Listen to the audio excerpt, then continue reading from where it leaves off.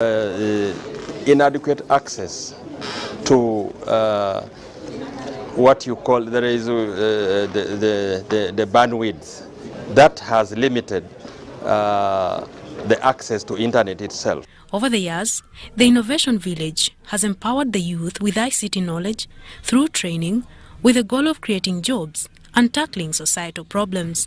If you ask me, one of the most important things I celebrate in Uganda's startup ecosystem is that now entrepreneurs are seen, they are visible.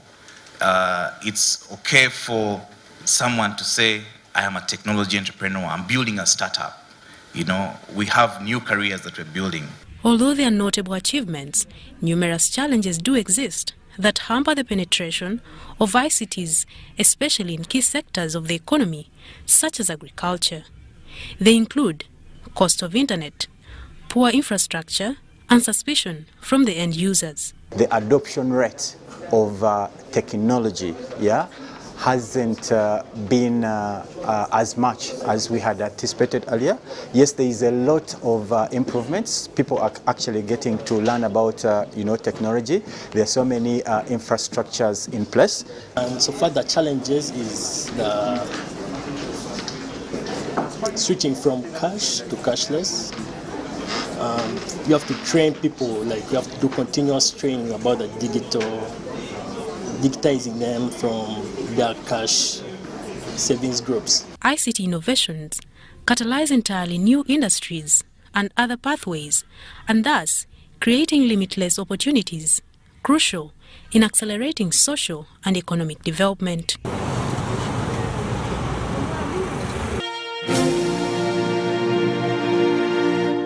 Fraud in Uganda's financial industry is now more rampant.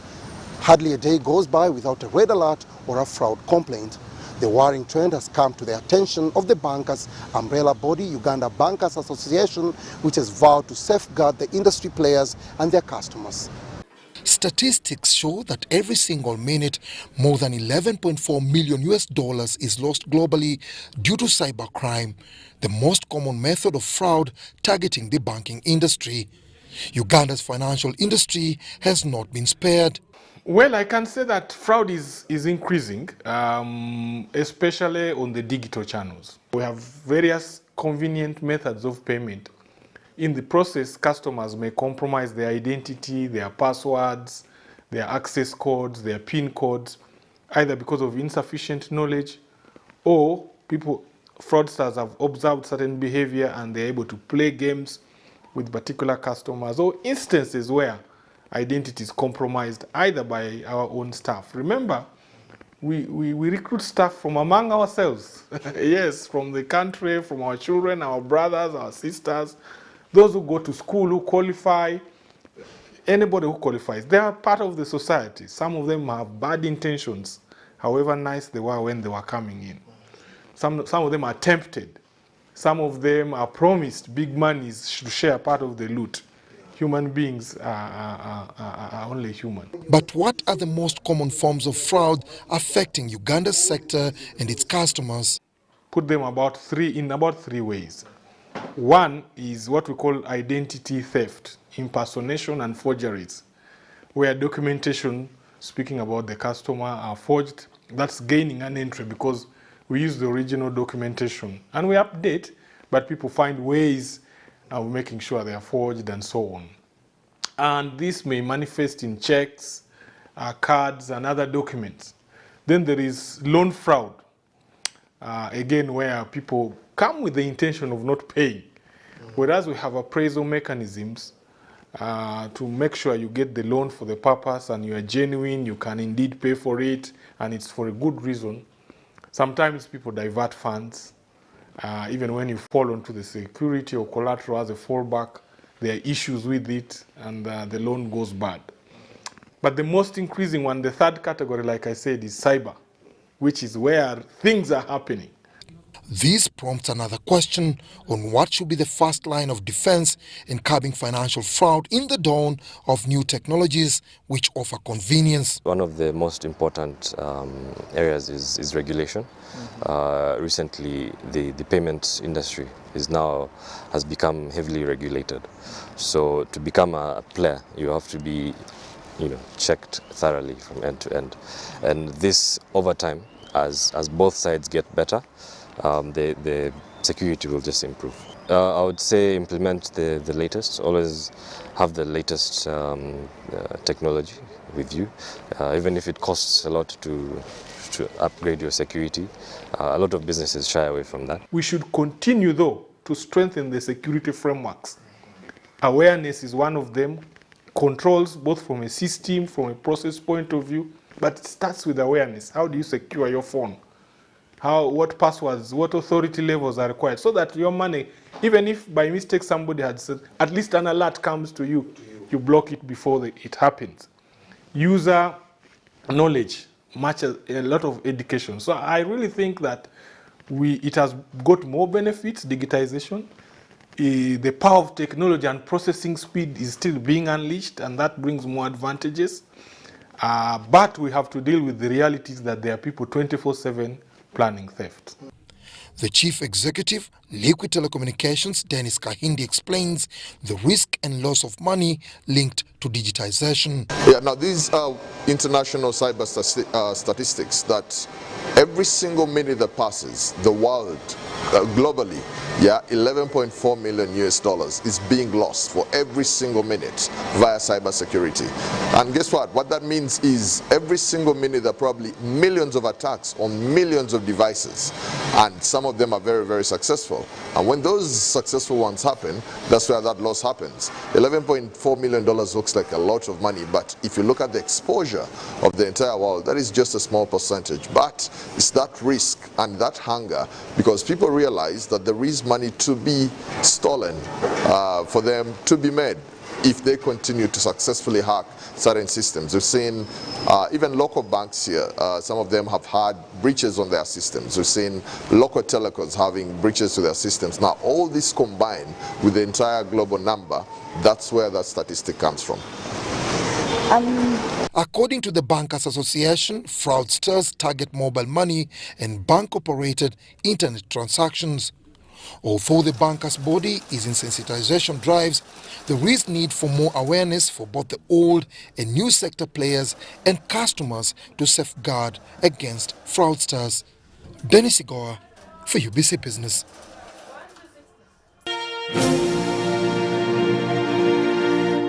And still in the digital space, Uganda Railways Corporation, Easy Matatu and Safe Border have launched a commuter train pilot project dubbed Tutambule Fena, targeting commuters along the Kampala-Namamve corridor. The project aims at achieving impact in commuting time, transport spend and perception of safety and reliability. Abdul Nasir Obama has more. The pilot project dubbed Tutambule Fena aims at demonstrating city mobility improvements focused on low-income commuters. It is being implemented through a public and private sector collaboration. Our objective of the cooperation is to be the preferred freight and passenger service provider in the country and beyond. This initiative is positively contributing to this as we are improving our passenger service. And now we do provide the ride-hailing service for last mile and first mile, and also provide the commuters an opportunity to use our platform to pay for their services. This, we believe, complements everything that we do in Safe Border. And then from there, when you get to the destination of the train, you don't need to worry about how you get to your final destination. You order for a Safe Border to take you to your final destination. According to the implementing partners, commuters along the Kampala-Namamve corridor being divided into two categories to cater for the first mile and last mile customers. Besides easing the rush traffic jam by offering a reliable means of transport, Tutambule Fena is aimed at increasing convenience through digitizing the transport sector. This initiative is positively contributing to this as we are improving our passenger service. The corporation also has plans of improving and extending the passenger service from Nambole, where right now we stop, to Mukono, to Port Bell and Chengera. For people that are going all the way to Mukono, they can use the train and then stop at Namamve and then take an Easy Matatu. Personally, I've taken the train and it's it's extremely refreshing. The partnership between Uganda's Railway Corporation, Easy Matatu and Safe Border is one of the many ways various sectors of Uganda's economy are leveraging on ICTs to boost service delivery. Abdul Nasser Luwama, UBC Business.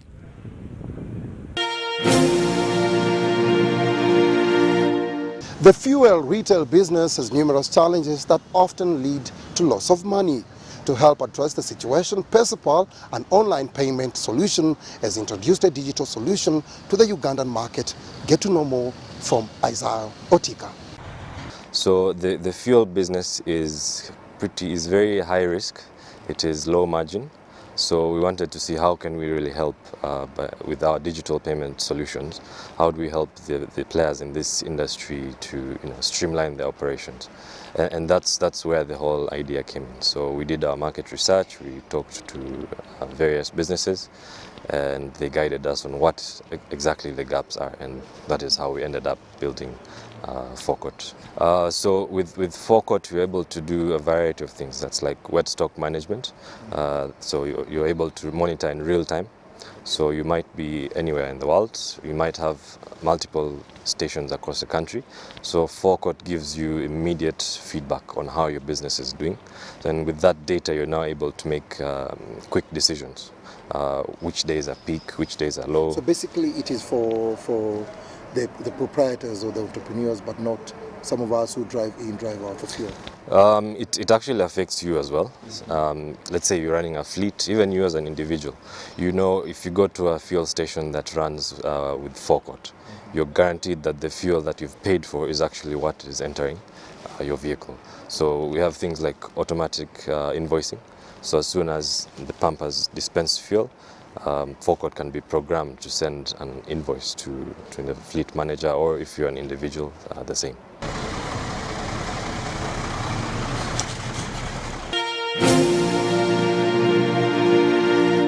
The Uganda Museum is hosting a 6-month Apes of Uganda exhibition.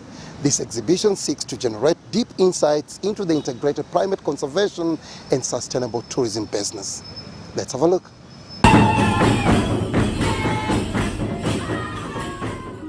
So the Great Apes exhibition is basically looking at fossils and then looking at how the fossils relate to the current apes. We have the fossils which existed in eastern Uganda, in Moroto, Karamoja region, 20 million years ago. That is Morotopithecus. We have the Ugandapithecus major. We call it Ugandapithecus major because that one is also having more resemblance of the human being. And so we have it also at the museum. That was also showcased, and we have put a 3D screen that is also running for that. We have 53% of the world mounted gorillas. 53% of the whole world. Not Rwanda, not the DRC, but Uganda. 53%. And those are primates. And chimpanzees in Kibale forest, isn't it? The largest number of primates in the world is found where? In Kibale.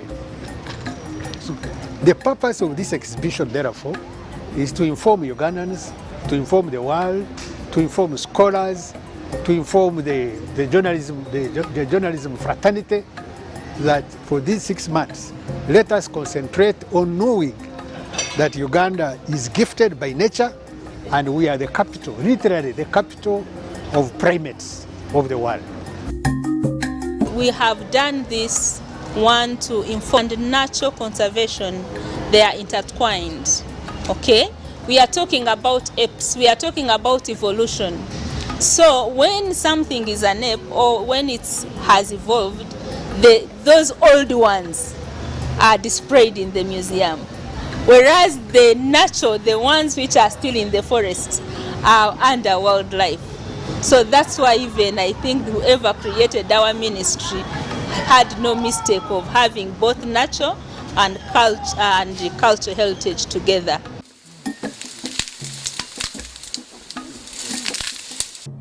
And the exhibition showcases the fossil work as well as the work on the living primates. And we have a section on conservation, threats to primates, and also we try to end on a note that is hopeful. So we talk about places like Ngamba Island, which is a protected area where any chimpanzee who has been orphaned, they can live together in a community and have a good quality of life.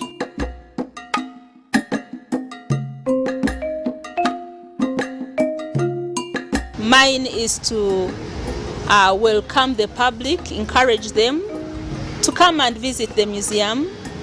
I cannot stop before saying that we have reconstructed the Nduhura, which died in 2016, and it fell from the tree, it was shattered, and so we have reconstructed. So those who have never seen silverback in the forest, they are going to be able to see it at the Uganda Museum. For us to sustainably manage the space, we ask just a minimum fee to the foreigners, 15,000, to Ugandans, only 5,000. Yeah, so really they can come, the public should come and support us.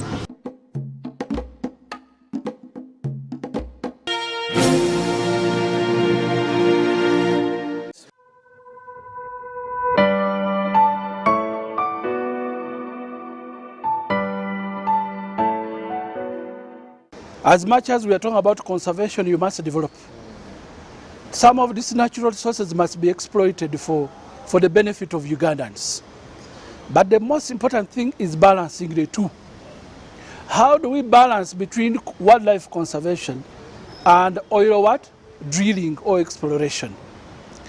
You must come up with interventions. You must create awareness. You must tell people, promote programs like ecotourism, so that we live in harmony with wildlife.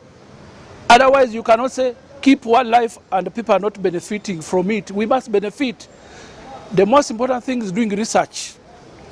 And out of this research, they will inform you how you can develop your projects in harmony with wildlife conservation.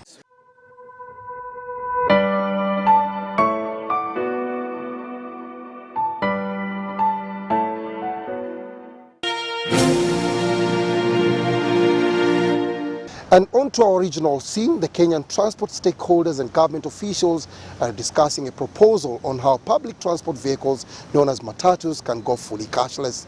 Matatu owners are trying to streamline their operations to make their businesses more competitive. Let's get more from CGTN. Kenya's matatus are always in the headlines, many times for the wrong reasons, from causing traffic jams to reckless driving with passengers decrying unfair treatment. It's a multi-billion-dollar industry, chaotic despite regulation.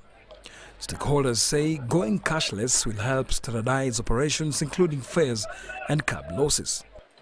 Money has always been the core of these gangs and cartels and police coming to Matatu. Actually, the investor is like now the minority shareholder. The only way to kill these groups is to deprive them of that which brings them to the matatus, which is money. And once they see that the industry has gone cashless and there is no money to be dishing out, they will automatically die down. The Kenyan government is ordering all the public transport sector providers to go cashless. According to the government, it's the cash situation that's bringing all the loopholes that the industry is currently experiencing. In our Sounds of Business, we take you to Murchison Falls National Park. Enjoy the beautiful scenery, flora and fauna, and the breathtaking waterfalls.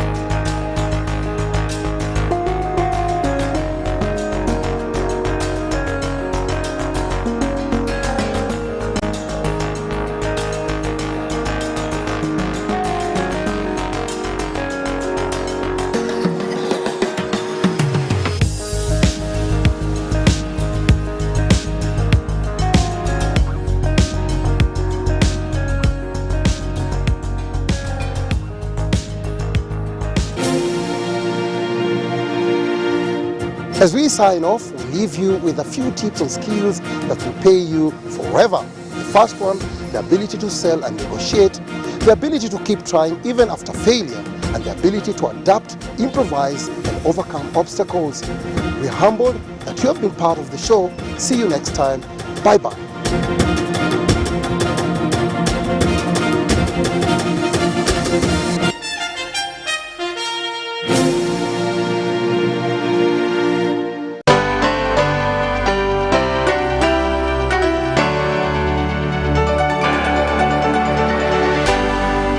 UBC, inspiring Uganda.